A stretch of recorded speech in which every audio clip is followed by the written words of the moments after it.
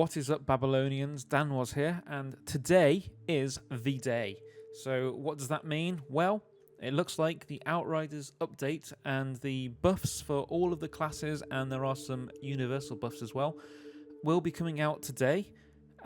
We've got this from this tweet here, so we haven't had any dev news updates today just yet, but one can only assume that this cryptic tweet means that we are getting those buffs today.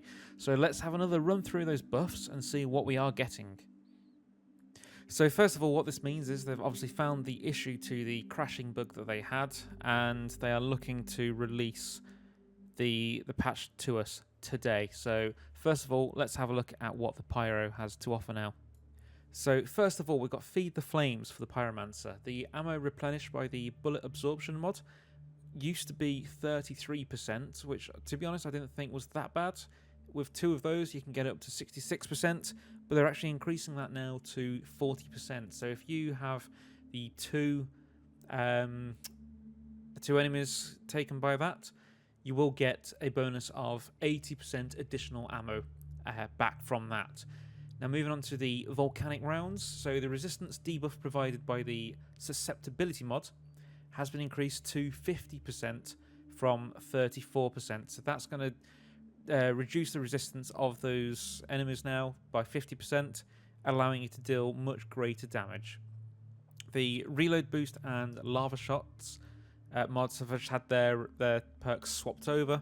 So previously reload boost would do firepower, it now does anomaly, and lava shots would now increase your firepower, whereas previously it would do your anomaly power. Now, here's probably the biggest buff that we're having with the Pyro, so Ash Blast. The original default cooldown was 27.5, but this is now being reduced by 4 seconds to 23.5. And I know a member of our community, Pixel Reapers, who absolutely loves the Pyro, is definitely excited about this one. So he's got his Ash Blast, I think it was down to about 12 seconds. So with a minus 4 seconds, he's going to get that down to 8 seconds or thereabouts. So he's just going to be dealing a lot more damage now, and all you other Pyros out there obviously will be loving this as well. Now moving on to the Trickster, so some beautiful buffs here for the Trickster. So Borrowed Time is having its cooldown reduced by 5.5 seconds. So that's from 13.5 to 8. So that's going to allow you to just pump that out a lot more often now. So you can use that in conjunction with some of the class nodes, which allow you to increase your damage. I think it's by 35 or 40% using the correct nodes, and then you've got your increased firepower, increased armor when you use that as well. Then we've got the Slow Trap cooldown has been reduced by 9.7 seconds. So this was 30 seconds, well 30.7. It's now down to 21. So that's going to help with your sort of defensive ability. So you're going to slow down the enemies, slow down the bullets that are coming towards you with that. And if you use it in conjunction with the set bonus from the legendary set, you're then going to have your invulnerability whilst you're inside that slow trap a lot more often as well. So you're going to be harder to kill. Then we're going on to Time Rift. So Time Rift is my favourite one to use at the moment, and it's getting a massive boost with this as well. So the cooldown is being reduced by 3.4 seconds from 15.4 down to 12.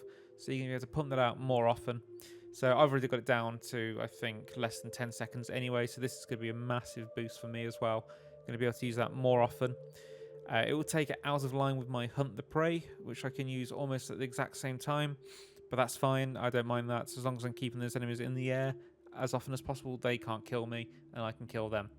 But then we also have the increase of the damage over time mod, which is a little bit of pain.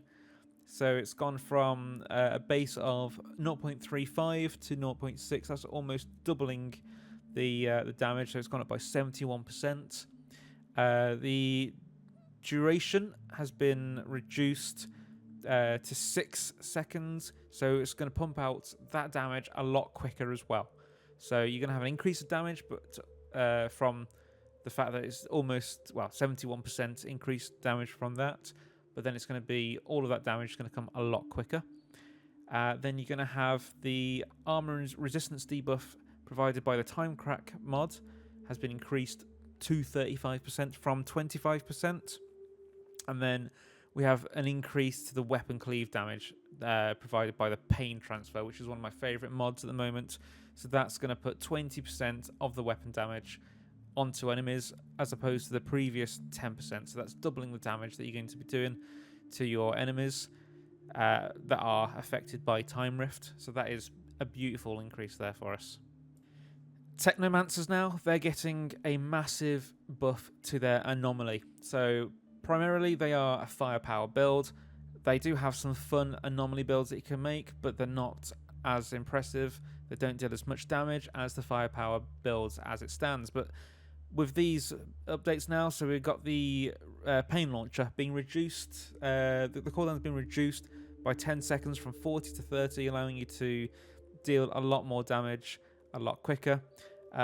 So they did say in an original update that this was going to be reduced by 17 seconds. That was just a mistype. So it's going from 40 to 30. So you're going to be able to use that pain launcher a lot more often. Scrapnel, reducing that by 5 seconds as well, from 22 to 17 for the base cooldown. And they're increasing the base damage as well by 19%. So from 0.756 to a 0.9. So that's going to deal a lot more damage as well. You're going to see a lot more anomaly builds with this, I believe, now that they're bringing out these updates. Freeze Turret has also had its SPF set to 1.5, so that's a 50% increase. It was previously 1. So SPF controls how much this mod benefits from the status power attribute. So if you are looking to deal a lot more damage with your freeze turrets, you're going to want to look for that armor that has status power on there now, along with, say, cooldown reduction and your anomaly power. And finally, for the actual classes, we have the Devastator. So the Devastator is getting a much needed boost to Boulder Dash. So the skill will now provide a significant damage reduction. So that's 65% during its animation. And you can now press trigger again to use an area of effect attack during the run animation. You've then got Endless Mass is getting an increase. So the enemies affected by Endless Mass can now be damaged and killed during the animation. So that's going to make things a lot quicker as well. So it allows the Endless Mass to ignore the enemy's skill absorbing skin as well. So you're going to be affecting the Brood Mothers and the Alpha Perforos more often as well. And then we've got Reflect Bullets is getting a bit of a buff, so you can actually end the skill early and up to 90% of the cooldown that you haven't used. So if you use it for half the time and then cancel it out, you'll only have to wait half of the cooldown then before you get it back. So if you wanted to use it to clear a room, then you wanted to use it again a few seconds later, that is going to be possible now because you don't have to wait that full cooldown before you can use it. Now, if we move on to the universal buffs, so these are the buffs that are going to affect or can potentially affect all characters and classes. So you've got the armor mod buffs. So personal space is having its damage bonus increased from 15 to 25%. So that's any enemies that are close to you, so in close range, will now receive 25% extra damage rather than the current 15%. Crit stack will have its anomaly power boost increased to by 21%. That's from 5.79 to 7. Stand Tall will have its base firepower bonus increased by 20% and its base anomaly by 16%. So from a base level of 10 in firepower and 15 to 12 and 17.5 respectively. And then Perseverance Shield will have its base shield value increased by 40%. So that's from 25 to 35. So they've also fixed a bug as well where Perseverance Shield could trigger and grant shield after death. So it would sometimes look like you still had your shield, but you'd still die, and that would cause people to wonder how they're dead if they still have shield. And then you've got the Blazing Aegis will have armor increased. It grants increased by 21% from 46.35 up to 56. And Plate Dodger will have its armor value grant increased by 12%, which was 58 to 65, and its duration is going to be from 5 seconds increased up to 7 seconds as well, allowing you to have that much more survivability.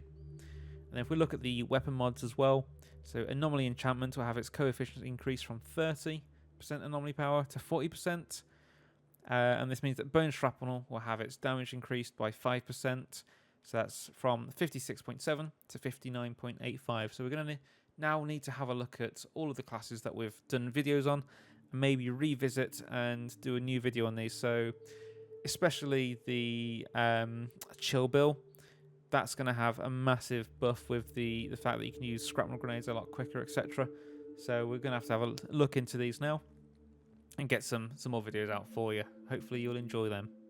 Now, this may not be the full list of updates that they're going to bring out, because this is going off some old update news, because they haven't actually released a proper update in quite a while due to them working on these bug fixes, which we are obviously very appreciative of. And hopefully this will bring back some old players back to the game as well, now that they're having the buffs to certain areas. It's going to change up the meta. People are going to try out new builds. They're going to enjoy it a lot more now, I believe. But so all we have to say really is thank you to People Can Fly for working on this update, and we look forward to seeing what else is in today's update. And as always, enjoy.